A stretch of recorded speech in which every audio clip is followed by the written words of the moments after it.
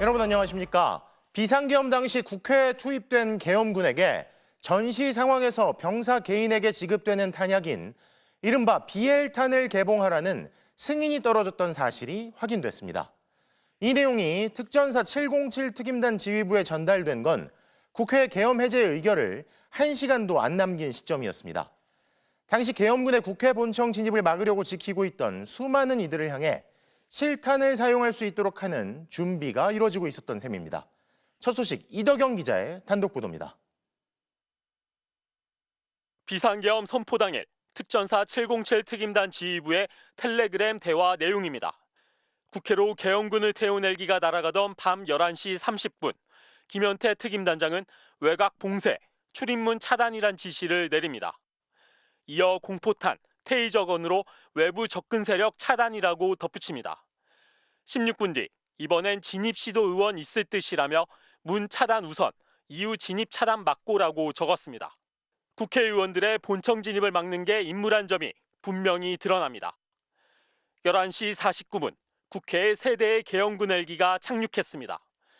당시 국회 본청 앞은 계엄군 진입을 막으려는 시민과 취재진, 보좌진들로 이미 가득 차 있었습니다. 그런데 707 특임단이 국회에 도착한 지 16분 후 텔레그램 대화방에 사령부에서 비엘탄 개봉 승인이란 메시지가 뜹니다. 현장에 가져온 비엘탄을 개봉해 즉시 사용할 준비를 하라고 지시한 겁니다. 비엘탄은 전시의 병사 개인에게 지급되는 기본적인 탄약 휴대량을 뜻합니다. 이날 국회에 투입된 707 특임단 대원은 모두 197명. 이들이 가져온 탄약은 5.56mm 보통탄과 공포탄 등 3,300여 발에 달했습니다. 김현태 707 특임단장은 그동안 실탄 사용은 테러 상황에 한정돼 있다며 대원들에게 개별 지급을 하진 않았다고 밝혀왔습니다. 그래서 그 실탄 가져갔던 거는 국회에 도착하셔가지고 본청 좌측면 한 곳에 쌓아두고 정문쪽으로 이동하셨다는 거죠? 그렇습니다. 네. 국방부도 탄약 사용을 지시한 적은 없다는 입장입니다. 그러면 출동하라는 명령은 사령관이 내렸기 때문에 그것을 다 함의한다고 보고 휴대를 했지 탄약을 사용하라고 지시한 사람은 아무도 없습니다. 하지만 비엘탄을 개봉, 즉 즉각적인 탄약 사용 준비를 하란 지시에 따라 계엄군은 언제든 발포할 준비를 갖추고 있었습니다. 김현태 단장은 MBC에 텔레그램에서 작전 지시를 한 것이 아니란 입장을 밝혀왔습니다. 김 단장은 오늘 이 같은 내용이 담긴 텔레그램 대화 내역을 검찰에 제출하고 피의자 조사를 받았습니다. MBC 뉴스 이덕영입니다. 오늘 국회 청문회에는 12.3 내란 당시 사령관들의 지시에 따랐던 군 실무자들이 출석했습니다. 곽종근 전 특전사령관의 부하들은 국회의원들을 끌어내란 지시를 분명히 받았고 이를 지시한 사람은 대통령이라며 사령관이 당시 이야기했다고 증언했는데요. 또 군인들이 받은 지시를 되풀이해서 다시 말하는 복명복창으로 대통령 지시인지를 확인했다고도 설명했습니다. 김지인 기자입니다. 비상계엄 선포 당일 지휘통제실에 있었던 한 간부는 곽종근 당시 특전사령관과 윤석열 대통령의 통화에 대해 증언했습니다. 긴장하면서 받는 전화가 있으셔가지고 누구 전화길래 저렇게 하나 그 간부한테 물어봐서 그분을 통해서 코드원이라는 단어를 들었어요. 또 다른 간부도 사령관이 유독 긴장했다던 이 통화를 기억했습니다. 특전사 경례 구호인 단결을 쓰지 않았기 때문입니다. 당황했던지 충성이라고 한 적이 있던 것 같습니다. 근데 상급자라 하면 지금 장관, 그다음에 그 이상일 것 같습니다. 곽 전 사령관이 대통령 지시를 하달했다는 부하 직원들의 증언도 이어졌습니다. 지난해 12월 4일 오전 0시 50분경 국회에 출동한 일공수 특전여단장은 곽 전 사령관이 하달한 대통령 지시를 뚜렷이 기억했습니다. 대통령님께서 문을 부셔서라도 국회의원을 끄집어내라 라고 하시고 잠깐 뜸을 들이시고 필요하면 전기라도 끊어라 라고. 군인들은 주요 지시를 다시 한번 말하는 복명복창을 하는데 당시 복명복창으로 대통령 지시인지 확인했다고도 말했습니다. 대통령님께서 그런 지시를 하셨다는 말씀이십니까? 하고 복명복창을 했는데 응 하고 약간 이렇게 주저하시는 목소리를. 함께 차에 타고 있던 참모도 이 복명복창을 명확하게 기억했습니다. 대통령님 지시라는 그 단어는 제가 기억하고 있습니다. 임팩트가 있기 때문에 기억하고 있습니다. 이 여단장은 정치적 문제일 수 있다고 보고 대원들을 철수시켰고 절대로 상황 일지를 수정하지 말라고 명령하고 자신도 상황을 기록해뒀다고 덧붙였습니다. 국회의원을 끌어내라고 지시한 적 없다며 이 증언들을 홀로 부정하고 있는 윤 대통령은 이번 청문회에도 출석하지 않았습니다. MBC 뉴스 김지인입니다. 윤 대통령이 거짓말을 하고 있다는 걸 입증하는 증언은 방첩사령부 간부들에게서도 쏟아졌습니다. 여인영 사령관으로부터 정치인 등 14명을 체포하라는 지시를 전달받은 뒤 방첩사가 구체적으로 어떻게 움직였는지를 당시 상황과 함께 세세하게 증언한 겁니다. 지윤수 기자가 보도합니다. 여인영 전 방첩사령관으로부터 정치인을 포함해 14명을 체포하라고 명령을 받은 김대우 방첩사령부 수사단장은 이송조 출동 과정을 상세하게 진술했습니다. 10개 출동조였고 그 5명씩 하고 마지막 조가 5명이 안 채워져서 4명만 출동시켰습니다. 49명을 모아 차량 한 대당 5명씩 10개 조를 꾸려 출동시켰고 일단 한 조당 이송 대상 1명씩을 배정했다는 겁니다. 국회 본회의장에 정치인들이 모이고 해제 요구한 결의가 임박하자 상부 지시는 달라졌습니다. 이재명, 우원식, 한동훈 3명에게 집중하라는 명령이 내려왔다는 겁니다. 한 5개 조까지 가다가 출동한 전 수사관들이 나중에 임무가 부여됐을 때는 그 3명에 집중하라라는 3명에 집중해서 김 단장의 부하장교도 이 과정을 옆에서 목격한 내용을 생생하게 증언했습니다. 현장 수사관들과 그룹 통화를 통해서 그 해당 인원들에 대한 우선 체포 지시를 내리시는 것을 옆에서 지켜봤습니다. 또 자신이 김 단장이 불러준 체포 이송 대상 14명을 받아 적었고 이 메모를 수사기관에 증거로 제출했다고 밝혔습니다. 여인영 전 방첩사령관이 수도방위사령부 B1 벙커를 체포 대상자 구금시설로 검토한 과정도 더 구체적으로 윤곽이 드러났습니다. 방첩사 군사기밀수사실장에게 직접 가서 시설을 점검하라고 지시했다는 겁니다. 미결 수용소라는 정상적인 구금 시설이 있음에도 B1 벙커를 확인하라는 것 자체가 정상적이지 않았고 당시엔 구금 대상자가 누군지 몰랐는데 아무리 중죄를 저지른 간첩이라도 B1 벙커에 수용하는 건 인권 문제가 있을 것 같다고 판단했다고 설명했습니다. 작년 12월 4일 새벽 0시 30분부터 20여 분간 시설을 본 이 간부가 화장실도 문제고 CCTV 등 시설도 없어 불가능하다고 보고하면서 B1 벙커 구금 시설화는 실행되진 않았습니다. MBC 뉴스 지은수입니다. 군 실무자급 간부들의 증언은 앞서 보신 것처럼 구체적이고도 상세했습니다. 한 간부는 계엄군이 국회에서 철수했는데도 다시 병력을 선관위로 보내란 지시 내용을 옆에서 들은 뒤 문제가 있다고 생각해 그 시각까지 메모했다고 증언했는데요. 신수아 기자가 보도합니다. 작년 12월 4일 새벽 1시 1분 국회가 비상계엄 해제 요구안을 의결한 뒤 계엄군은 국회에서 철수했습니다. 새벽 2시 13분 곽종근 전 특전사령관에게 전화가 걸려왔는데 옆에서 내용을 들은 간부가 보기엔 내용이 심상치 않았습니다. 곽 사령관이 병력의 현재 상황을 상세히 보고한 뒤 이렇게 말했다는 겁니다. 이미 국회에서 병력들이 다 빠져나왔는데 선관위로 다시 들어가는 것은 어렵겠습니다. 죄송합니다라는 취지의 말씀이셨습니다. 이 간부는 계엄 해제 요구안이 의결됐는데 다시 계엄군의 선관위 투입을 지시한 건 문제가 있다고 보고 2시 13분 통화 시각을 일부러 메모해뒀다고 증언했습니다. 김용현 전 국방장관이 비상계엄 선포 직후 국회 길 안내자를 수소문해 연결한 상황도 구체적으로 드러났습니다. 국회에 파견 나온 군 간부에게 계엄군과 통화하라고 연결해줬다는 겁니다. 수방사령관하고 통화해 특전사하고 하면서 급하게 전화를 끊었습니다. 이후 이진우 수방사령관에게 8차례 전화가 걸려왔는데 계엄군의 국회 길 안내를 해달라는 요청이었습니다. 앞뒤 맥락 없이 병력을 안내해달라, 우리 병력을 안내해줘 이런 거였고 저는 거듭 일관되게 어렵다라는 취지로 답변을 하였습니다. 강호필 육군 지상작전사령관은 비상계엄 비선으로 지목된 노상원 전 정보사령관의 수첩 내용에 대한 군 내부의 반응을 전했습니다. 반인륜적이라며 분노했다는 겁니다.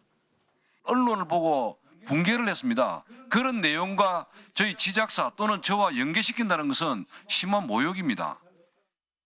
강 사령관은 비상계엄 사태에 군이 동원된 부분에 대해 참담한 마음으로 국민께 죄송스럽다며 군은 국민의 군대라고 밝혔습니다. MBC 뉴스 신수아입니다.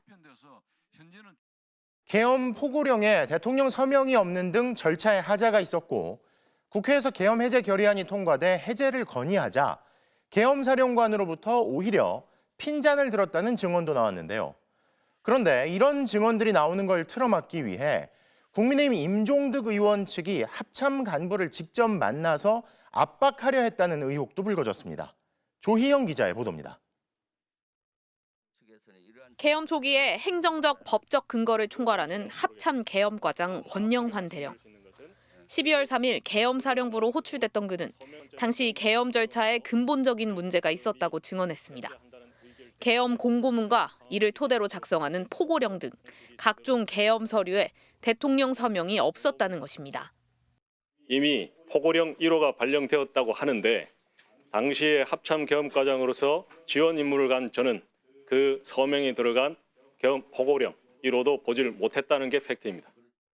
새벽 1시 계엄 해제 요구안이 통과되자 권 대령은 법에 따라 즉시 계엄을 해제해야 한다고 조언했습니다. 그랬더니 박안수 당시 계엄 사령관으로부터 일머리 없다는 말이 돌아왔습니다. 계엄법에 따라서 즉시 해제해야 된다라고 계엄사령관한테 건의했었잖아요. 조언했습니다. 일머리가 없다 이렇게 욕을 먹었죠. 그런 말을 들었습니다. 그동안 2차 계엄을 준비했다는 의혹을 전면 부인해왔던 박 전 사령관의 주장을 반박하는 진술입니다. 박 전 사령관은 당시 상황이 기억 안 난다고 얼버무렸습니다. 그걸 정확하게 제가 특정은 솔직히 기억을 할 수 없는 상황이고. 아니 엄중한 계엄 사령관께서 언제 당신이 이 계엄 과장한테 말한지를 모른단 말이에요? 그런데 권 대령이 특위에서 이런 진술을 공개적으로 하는 것을 국민의힘이 막으려 했다는 의혹이 불거졌습니다. 국민의힘 임종득 의원실로부터 압박을 받았다는 것입니다. 권영환 대령은 내란 특위 출석 30분 전에 따로 만나자고 해 이를 거절하니 계엄 포고령에 대통령 서명이 있어야 한다는 근거가 뭐냐며 임종득 의원 측에서 따져 물어 압박감을 느꼈다고 말했습니다. 여기 한겨레 신문에 났던 내용에 대해서 그러니까 꼬치꼬치 묻고 그랬죠? 네, 압박감 느꼈습니다. 임종득 의원은 적반하장이라고 반발했습니다. 제가 마치 계엄과장에게 회유를 하려고 한 것처럼 호소를 하고 있습니다. 적반하장도 유분수입니다. 임 의원은 정상적인 절차에 따라 대면 설명을 요구한 것이라며 언론 보도 내용을 질문한 것이 전부라고 주장했습니다. MBC 뉴스 조희영입니다. 비상계엄 당시 일부 언론사들에 대한 단전과 단수 지시가 있었다는 검찰 수사 결과가 큰 파장을 일으켰죠. 그런데 군이 지난해 총선 직후 방송사 5곳에 건물 내부 도면을 달라고 요청한 사실이 새롭게 확인됐습니다. 테러 대책을 세우려고 그랬다는 게 군의 해명이지만 무슨 테러 위험이 있었냐는 질문에는 답을 하지 않고 있습니다. 이용주 기자의 단독 보도입니다. 비상계엄 당일 국회에 투입돼 의원들을 끌어내란 지시를 받았던 육군 수도방위 사령부 1경비단. 이들이 출동한 곳은 국회뿐이 아니었습니다. 1계대대가 한남동 지역에 가서 출동대기 하고 있었다는데 맞습니까? 그 한남동 관저 외곽을 경계보강을 협조받아서 사령관 승인하에 경계보강을 했습니다. 그다음 1계대대는 서대문 일대에 출동대기 하고 있었다는데 맞습니까? 그렇습니다. 이처럼 내란 과정 곳곳에 동원됐던 1경비단 예하 부대들에게 어떤 임무가 더 맡겨졌는지는 아직 알려지지 않고 있습니다. 그런데 1경비단이 계엄 수개월 전부터 국내 주요 방송사들의 건물 내부 도면을 요청했던 사실이 MBC 취재 결과 확인됐습니다. MBC 등 지상파 3사를 포함해 모두 5곳에 공문이 발송됐고 이 중 3곳은 건축물 현황도를 제출했습니다. 건축물 현황도는 건물의 구조는 물론 출입구와 전기, 통신, 수도 등 설비를 한눈에 파악할 수 있는 도면입니다. 계엄 당시 윤석열 대통령이 MBC 등 일부 언론사들에 대해 단전 단수를 지시했다는 검찰 수사 결과와 무관하지 않아 보입니다.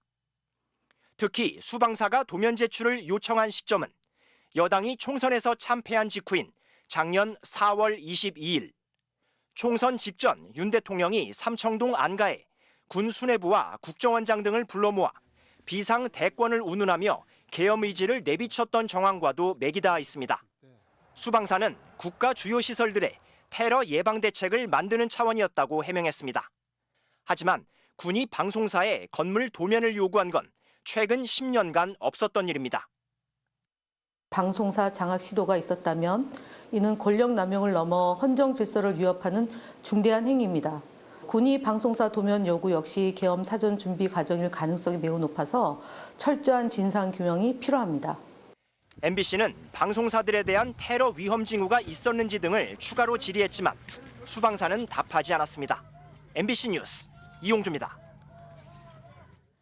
어제 윤석열 대통령 탄핵 심판 10차 변론기일은 밤늦게까지 이어졌습니다.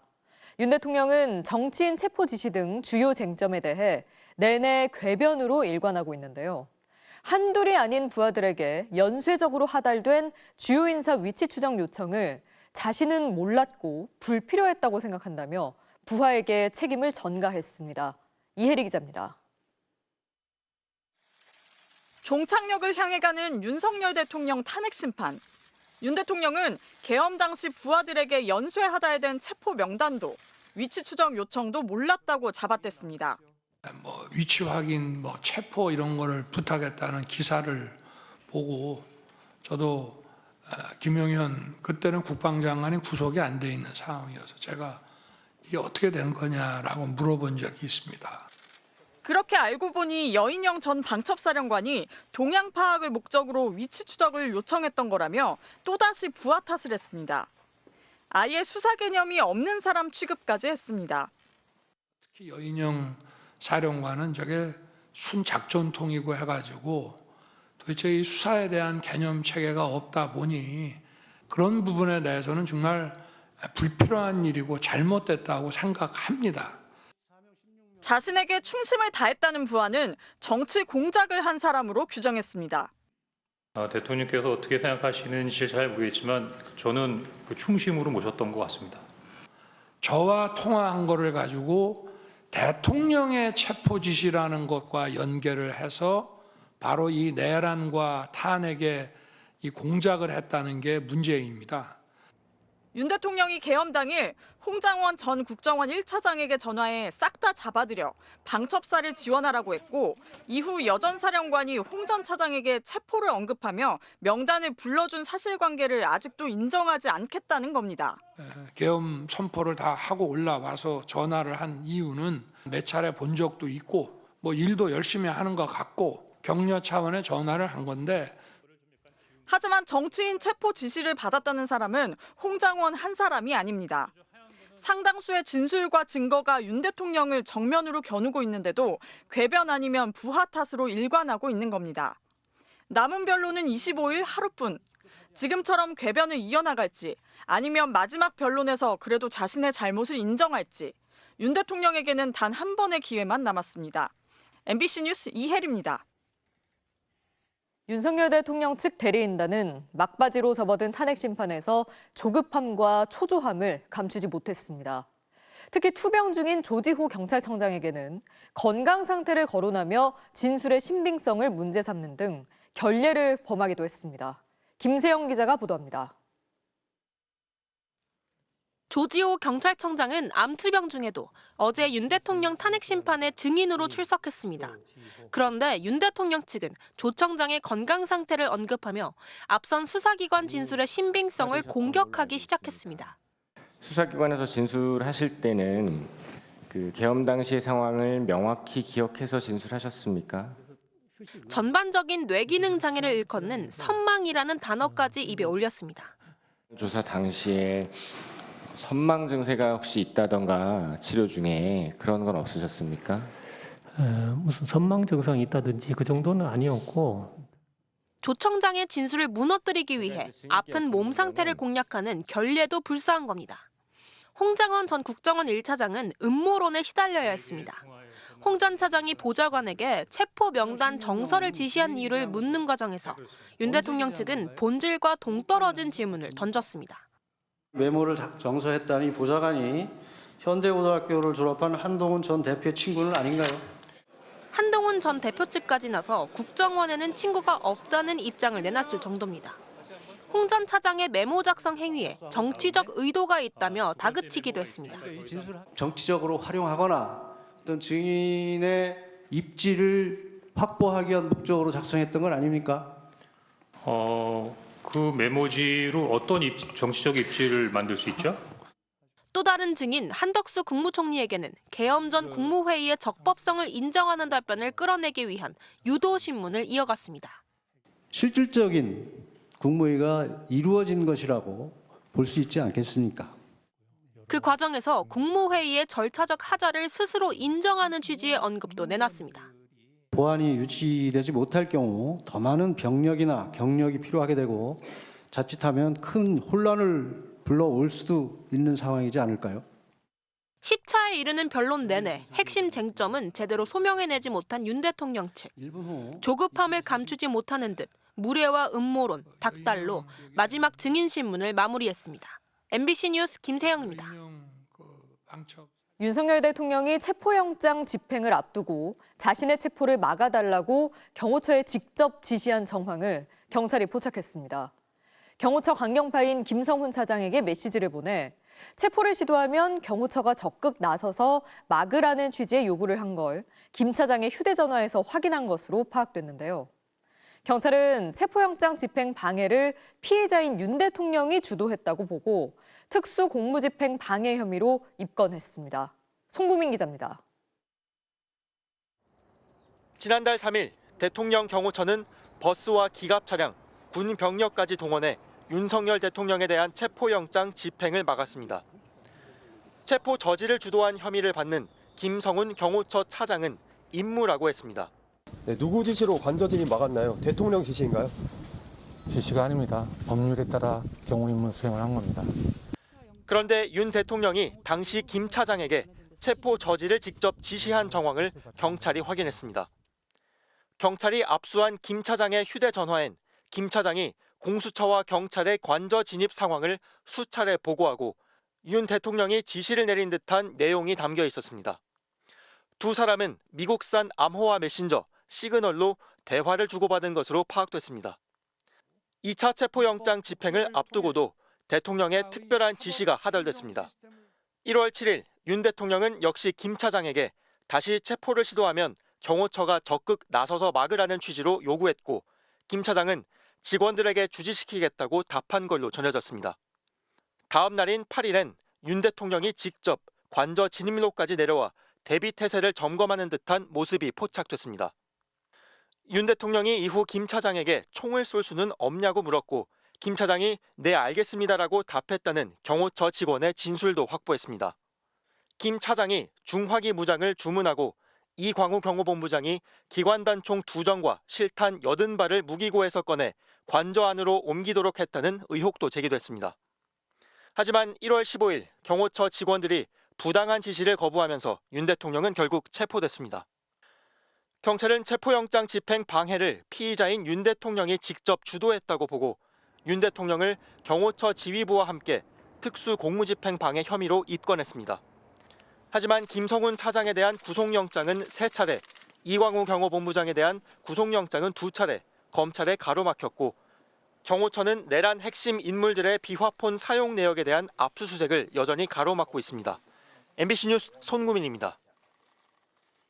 탄핵 심판 10차 변론에서 김건희 여사와 조태용 국정원장이 계엄 전 나눈 것으로 확인된 문자 메시지도 다시 화두로 떠올랐습니다. 윤 대통령이 직접 해명에 나섰는데 김 여사와 조 원장이 주고받은 문자의 내용이 자신도 궁금하다고 했습니다. 유서영 기자의 보도입니다. 윤석열 대통령 측은 홍장원 전 국정원 1차장이 국회 정보위 간사와 연락한 것을 근거로 공작이라는 억지 주장을 이어갔습니다. 이에 국회 측은 국정원장이 영부인과 연락을 주고받는 게 더 이례적이라고 받아쳤습니다. 발언권을 얻은 윤 대통령이 해명에 나섰습니다. 제 무슨 처와 국정원장 간에 휴대폰 문자 주고받았다는 부분에 대해서는 그건 저도 알 수 없는 것이지만 윤 대통령은 본인과 김 여사 모두 11월 중순 휴대폰을 바꾸면서 원래 휴대폰을 없앴다면서 김 여사가 조 원장 번호를 아는 것에 대해서도 의아함을 감추지 못했습니다. 제 아내는 국정원장이 안보실장이던 시절에는 전화번호를 가지고 있었을지 모르지만 저는 그 통화 내역이 어떤 건지 사실 좀 궁금합니다. 국회 측은 지난 13일 8차 변론에서 조 원장에게 김 여사와 문자 메시지를 나눈 이유 등을 집중 추궁했습니다. 김 여사가 계엄 전날인 작년 12월 2일 오후 5시 51분에 두 차례 문자를 보냈고 조 원장은 이튿날 오전 9시 49분 답장했다는 통신 기록이 나왔기 때문입니다. 조 원장은 내용은 기억나지 않는다면서도 연락한 사실 자체는 인정했습니다. 영부인하고 왜 문자 주고받습니까? 자주 있는 일은 아니었습니다. 공무원도 아닌 영부인이 민감한 시기에 국정원장과 왜 직접 연락을 했는지 의혹은 커졌습니다. 윤 대통령이 계엄 이후로 가정사를 들었다는 김봉식 전 서울경찰청장 진술과 맞물려 파장은 확대됐습니다.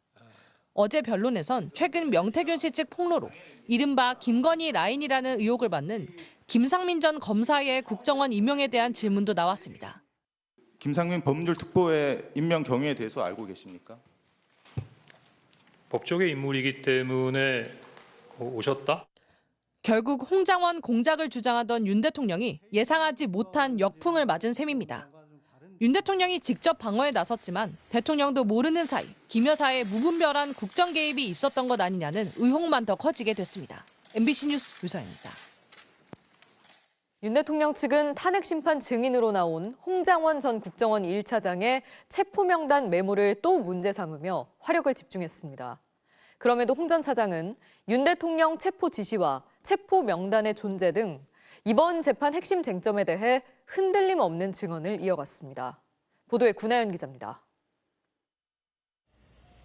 윤석열 대통령 탄핵 심판에서 유일하게 증인석에 2번 앉은 홍장원 전 국정원 1차장. 이른바 홍장원 메모의 신빙성을 놓고 윤 대통령 측의 공격이 계속됐지만 홍 전 차장은 체포 명단의 존재는 분명한 사실이라는 점을 재확인했습니다. 이재명, 우원식, 한동훈, 김민석, 김어준, 조국, 박찬대, 정청래, 김명수, 권순일, 김민웅. 근데 당시에 조혜주라는 이름이 잘 기억이 안 났고요. 홍 전 차장은 실물 메모까지 심판정에 가져와 메모 변화 과정도 상세히 설명했습니다. 여인영 전 방첩사령관과 통화하며 받아 적은 뒤 보좌관의 정서와 자신의 가피를 거쳐 메모가 완성됐다는 기존 증언과 달라진 게 없었습니다. 홍 전 차장은 내용이 아닌 작성 과정이 화두가 될 줄은 예상하지 못했다고 했습니다. 방첩사에서 비상계엄의 기간 동안에 왜 이런 사람들을 체포하려고 했을까라는 궁금증이 있었고 지금처럼 이 메모가 중요한 부분에 있어 가치를 갖는 증거가 될 수라고는 당시로서는 전혀 생각을 못했습니다. 특히 메모를 작성한 시간과 장소가 다르다며 신빙성을 부정하는 윤 대통령 측 주장도 반박했습니다. 제 사무실에서 3분 거리에 떨어지는 짧은 기간의 거리 내에서 이루어졌다면 그 어디서 이루어졌다 하더라도 크게 놀랄 일은 아니지 않습니까? 당시 급박한 상황 속 여러 차례의 통화가 있어 일부 혼동이 있었다는 사실은 인정했습니다. CCTV를 공개하면서 구체적인 사실을 적시하니까 그런 사항과 견주어 여러 가지 부분들을 재검토하는 부분 중에서 22시 58분의 내용을 23시 06분에 2가지 대화를 한꺼번에 대화한 것처럼 윤 대통령 측과 국민의힘이 국정원 CCTV로 메모의 신빙성을 협공하는 상황에 대해서는 방어에 나섰습니다. 체포 명단에 대한 홍 전 차장과 다른 관련자들의 일관된 진술 등을 종합할 때 윤 대통령 측의 집요한 공격이 재판 결과에 미칠 영향은 미미하다는 관측이 지배적입니다. MBC 뉴스 구나연입니다.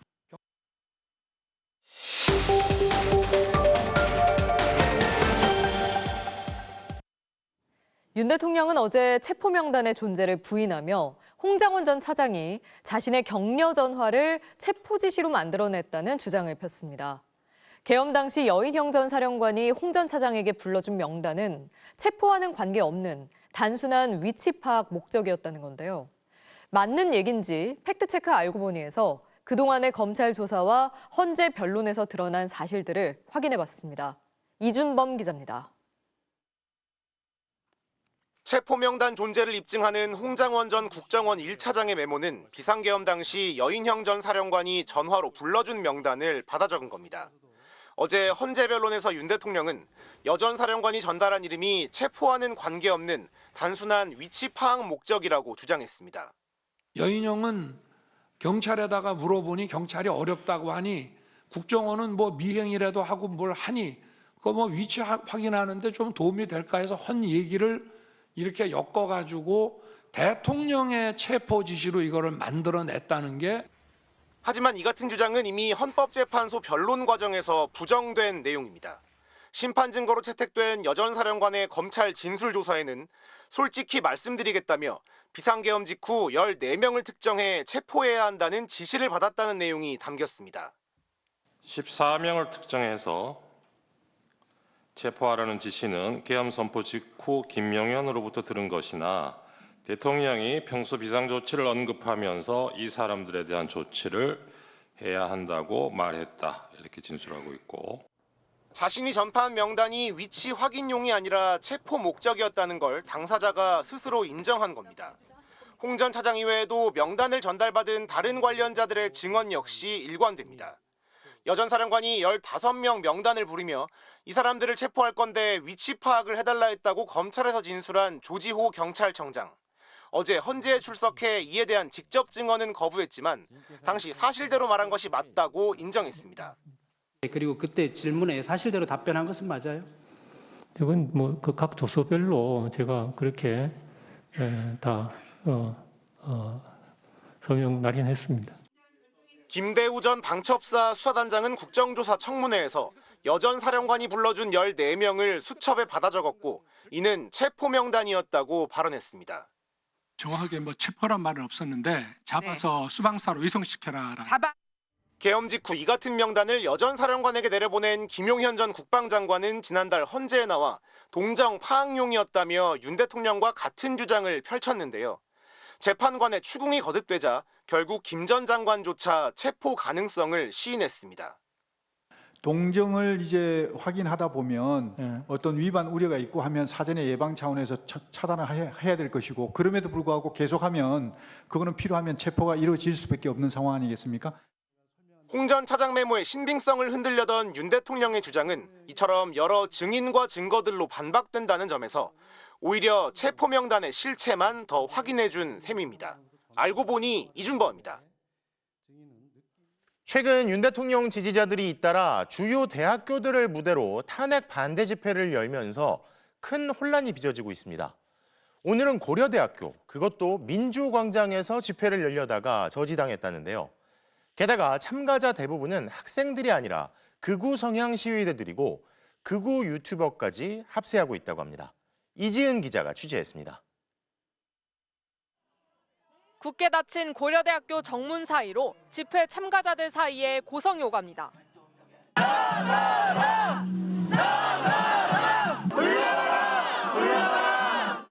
학교 안에선 윤 대통령 탄핵을 촉구하는 찬성 집회가 열렸고 학교 밖으로는 탄핵에 반대한다는 시위대가 몰려들었습니다. 고려대 학생과 동문 일부가 교내에서 탄핵 반대 기자회견을 연대 반발해 재학생들이 탄핵 촉구 맞불 집회를 소집한 겁니다. 마치 우리 대학생들이 극우 세력을 지지하는 것처럼 여론은 호도하고 있지만 실상은 청년들의 이미지를 흐리고 폭동을 부추기는 선동이자 공작일 뿐입니다. 여기에 시민단체는 물론 유튜버 그리고 윤 대통령 지지자들까지 모여들었습니다. 이 가운데 일부가 한때 정문을 밀고 학교 안으로 진입을 시도하면서 여기저기서 욕설이 오가고 몸싸움이 벌어졌습니다.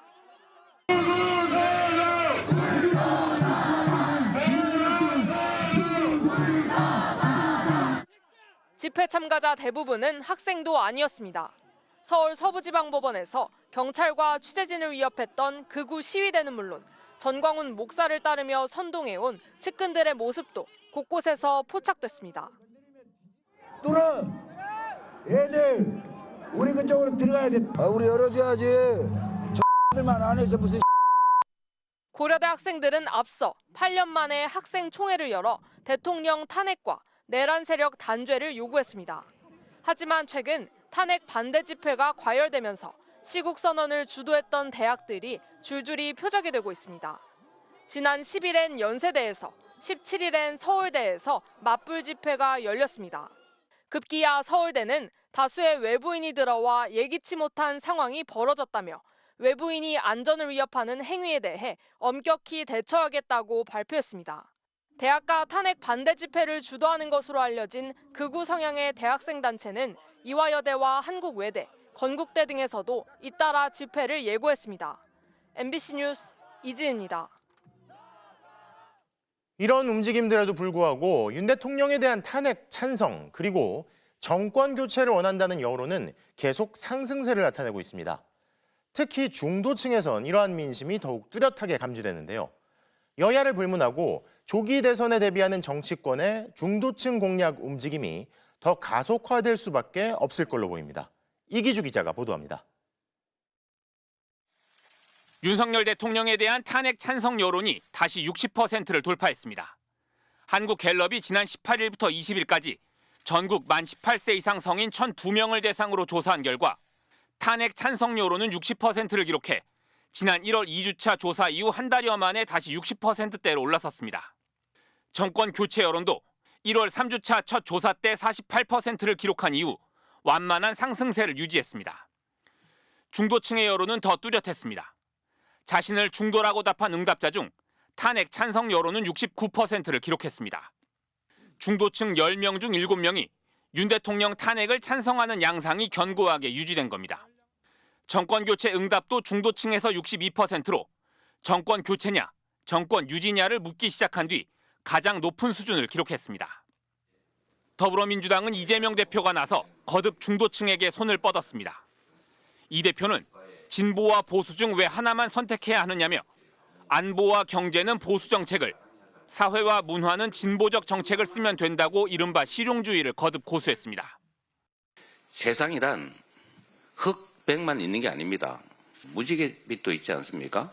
어떻게 세상을 흑백으로만 봐요? 보수 아니면 진보입니까? 중도도 있는 거죠. 국민의힘은 물불 안 가리는 얄팍한 대권 전략이라며 여전히 불편한 기색입니다. 동시에 당내 전략기획특위를 중심으로 2030 청년층과 중도층 공략을 위한 전략을 검토하며 방어에도 나섰습니다. 정책적인 측면 또 비전적인 측면에서 저희들이 중도층에게 다가가기 위해서 민주당보다는 더 많은 노력을 하고 있다. 국민과 나라를 위해서 또 민생과 경제를 위해서 정책 방향을 잡고 탄핵 국면으로 수세에 몰렸다 한숨을 돌린 국민의힘이 이 대표의 중도보수 기습에 허를 찔린 모양새입니다. 만약 조기 대선이 현실화되면 0.7%포인트 차이로 승부가 갈린 지난 대선 못지않게 극심한 진영 대결이 불가피한 만큼 중도층 공략이 여야 모두의 과제로 떠올랐습니다. MBC 뉴스 이기주입니다. 이제 나흘 뒤죠. 윤석열 대통령의 최종 의견 진술이 끝나면 2달 넘게 이어진 탄핵 심판은 헌법재판소의 결정만을 남기게 됩니다. 3월 초중순쯤 헌재 결정이 나올 것으로 예상됩니다. 구민지 기자가 보도합니다. 헌법재판소는 윤석열 대통령 탄핵 심판의 마지막 변론 기일을 25일 오후 2시로 확정했습니다. 국회가 윤 대통령 탄핵 소추안을 의결한 지 73일 만에 변론이 종결되는 겁니다. 양측 대리인이 2시간씩 종합변론을 한 뒤 국회 소추위원 정청래 국회 법사위원장과 피청구인 윤석열 대통령이 최종 의견 진술을 하게 됩니다.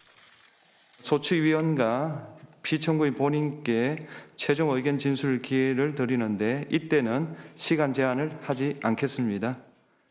노무현 박근혜 전 대통령의 탄핵 심판 결과가 최종 변론 후 2주 안에 나왔던 걸 보면 윤 대통령 파면 여부도 다음 달 초중순에는 결정될 전망입니다.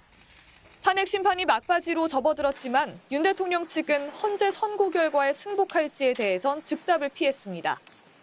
시작부터 끝까지 모든 것이 법치의 테두리 내에서 법 절차에 따라서 이루어져야 된다는 것을 말씀드리겠습니다. 하지만 지금껏 법치의 테두리 밖에서 헌재를 흔들어 온 건 윤 대통령 측이었습니다. 기일 지정은 물론 검찰 조사 증거 채택 등 거의 모든 절차마다 불공정, 졸속이라고 주장하며 반발해왔습니다. 또 정계선 재판관 기피 신청을 냈다가 만장일치로 기각된 뒤에도 최근까지 재판관 개인을 공격하며 여론전에 활용했습니다. 기묘하게도 이와 같이 모든 단계에서 우리법 연구회 출신들이 중요한 역할을 하고 있다는 점. 수사 과정도 마찬가지였습니다. 공수처는 내란죄 수사권이 없다며 불법 수사라고 주장했고 법원이 영장을 발부해도 불법으로 치부했습니다. 25일부터 이후 이어질 결정의 시간. 헌재는 헌법과 법률, 증거에 입각해 공정한 심판을 내릴 책임이 있고 그 결과에 승복하는 게 바로 윤 대통령이 그간 강조해온 법치주의라는 지적입니다.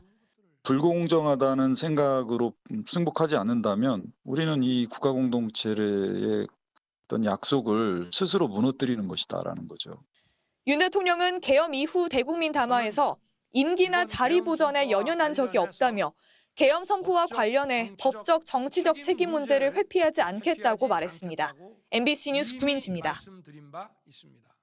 트럼프 미국 대통령이 또다시 이웃나라인 캐나다에 대해 미국의 51번째 주가 될 것이라면서 캐나다 총리를 주지사라고 불렀습니다.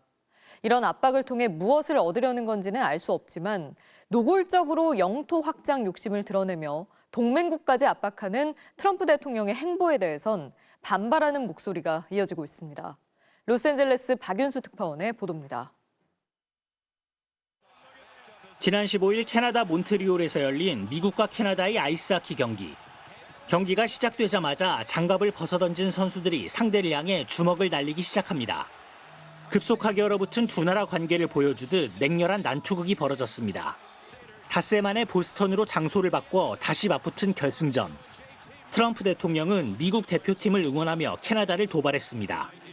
자신의 SNS에 언젠가 어쩌면 곧 캐나다는 훨씬 낮은 세금과 더욱 강력한 안보를 갖춘 우리의 소중하고 중요한 51번째 주가 될 것이라고 썼습니다.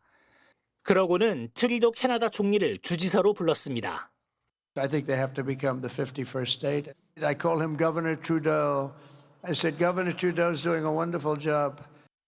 백악관 대변인도 공식 브리핑에서 51번째 주가 될 캐나다라고 했습니다. And we look forward to the United States beating our soon-to-be 51st state, Canada.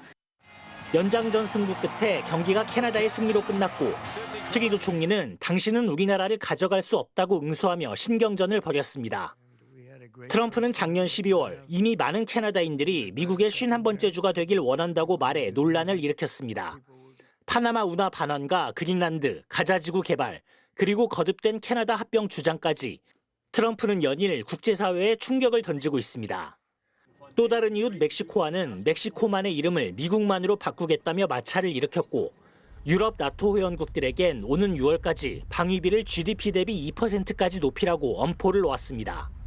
트럼프 2기 행정부는 지난 한 달 동안 마가로 상징되는 미국 우선주의를 외쳤지만 그럴수록 국제사회에서 미국은 예측하기 어려운 국가로 전락한 모습입니다. 트럼프 대통령은 다음 주 프랑스, 영국 정상과 만날 예정입니다. 막무가내 좌충우돌 트럼프 대통령과의 협의가 제대로 이루어질지 벌써 우려가 나옵니다. 로스앤젤레스에서 MBC 뉴스 박윤수입니다. 최근 일본에서는 곰 출몰이 급증해 인명피해가 늘고 있습니다. 쓰레기통을 뒤지면 먹이를 구할 수 있다는 걸 학습한 곰들이 민가로 내려오면서 위험이 커지고 있는데요. 이를 막기 위해 강철 쓰레기통까지 등장했다고 합니다. 도쿄 현영준 특파원이 보도합니다.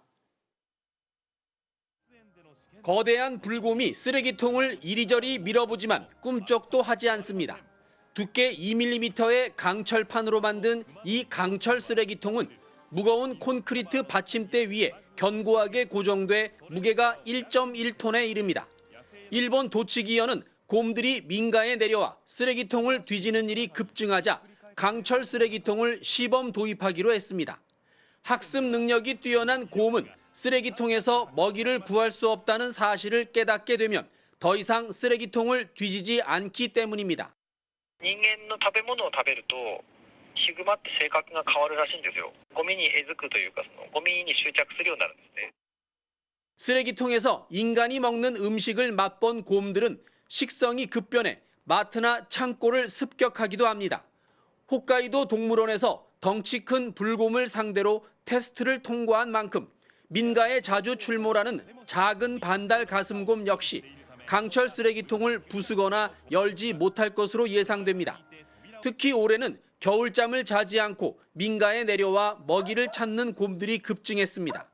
작년 12월 22일부터 올해 1월 5일까지 보름 동안 일본의 곰 목격 건수는 68건으로 전년의 5건에 비해 크게 늘었습니다.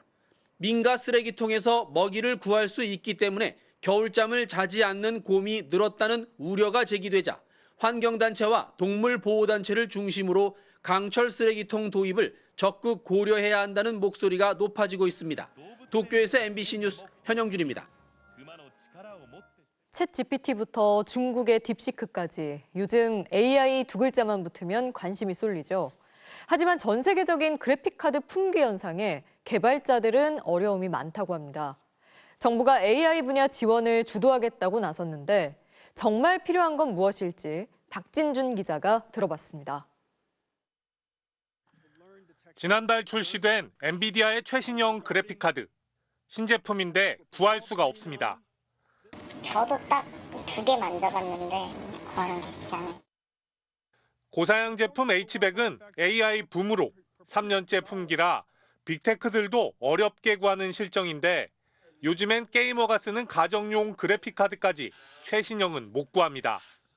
중국 사람들이 사러 오시는 분들이 많아요. 싹 다 사가고 현금 주고 사가버리니까. 그래픽 처리 장치, GPU는 여러 개의 연산을 동시에 처리할 수 있어 AI 개발에 필수입니다. 요즘 이 GPU가 귀합니다. 사무 자동화 서비스를 기업에 납품하는 이정규 씨는 지난해 AI 기술을 활용해 문서 정리 솔루션을 개발했습니다. 많은 자료를 한 번에 처리할 때 꼭 필요한 고사양 GPU. 하나에 5천만 원 넘는 건 엄두를 못 내고 500만 원짜리 최신형 게임용 GPU 2개도 겨우 구했습니다. 중간급 정도 되는 GPU를 써서 하다 보니까 시간이 더 많이 걸립니다. 신인 개발자들은 더 열악합니다. 1분 만에 웹페이지와 게임을 만들어주는 AI 프로그램. 세계 최대 AI 플랫폼에서 인기 순위 3위까지 올랐지만 GPU를 못 구해 상용화가 늦어지고 있습니다. 급한 대로 구형 GPU를 온라인에서 빌려 쓰는데 시간당 $4, 한 달에 400만 원 넘습니다. 한 번 결제를 한 김에 최대한 뽕을 뽑자 하고 비용 아까우니까 이렇게 해서 무리해서 돌린 적도 많은데 딥시크 충격에 정부는 내년까지 최첨단 GPU를 2,000개에서 2만 개로 10배 늘리기로 했습니다. 가능하다면 좋은 목표는 맞지만 개발자들은 구매 과정을 관리하는 게 일단 급하다고 합니다. GPU의 공동 구매 플랫폼을 구축하는 게 필요할 것 같습니다. 국가에서 한다면 그거는 아주 투명하게 될 수가 있고요. 정부가 목표로 삼은 AI 3대 강국. 예산과 구호를 넘어 현장의 요구를 반영한 정교한 접근이 필요합니다. MBC 뉴스 박진준입니다. 본사 손지윤, 허원철 영상기자가 한국영상기자협회가 선정한 제38회 한국영상기자상 새로운 시선 부문을 현기택 영상기자는 공로상을 받았습니다. 허 기자와 손 기자는 뉴스데스크 현장 36.5 독도 생활권 연속 보도를 통해 독도의 실효적 지배 역사와 주민들의 생활을 생생하게 전달했습니다. 미국 여자 축구 대표팀의 시원한 중거리 슛 보시죠. 골문 구석을 향해 휘어지는 궤적이 정말 기가 막히네요. 금요일 밤 스포츠 뉴스였습니다.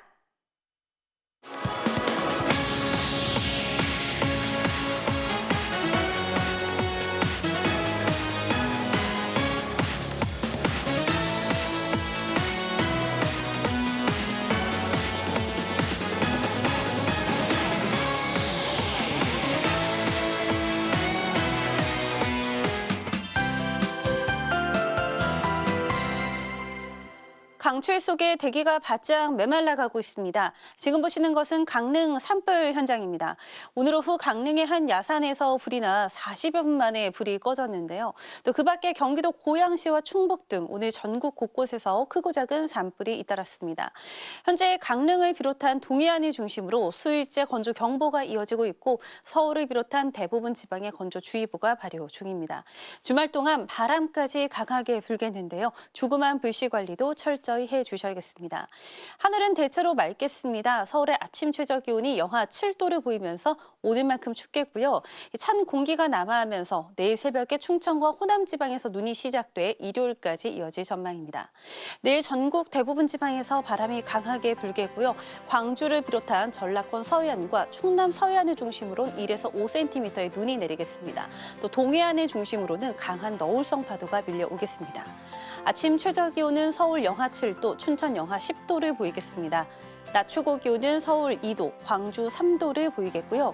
이 추위는 다음 주 월요일 낮부터 점차 누그러질 전망입니다. 날씨였습니다. 계엄 직전엔 안가로도 부르고 6번이나 전화를 걸어서 국회의원 체포를 닥달했다는 경찰청장인데 이제는 책임을 떠넘기겠다면서 암 투병 중이라는 걸 물고 늘어지며 전반적인 뇌기능 장애, 즉 선망 증세는 없느냐고 깎아내리는 게 윤석열 대통령 측입니다. 금요일 뉴스데스크 마칩니다. 시청해주신 여러분 고맙습니다.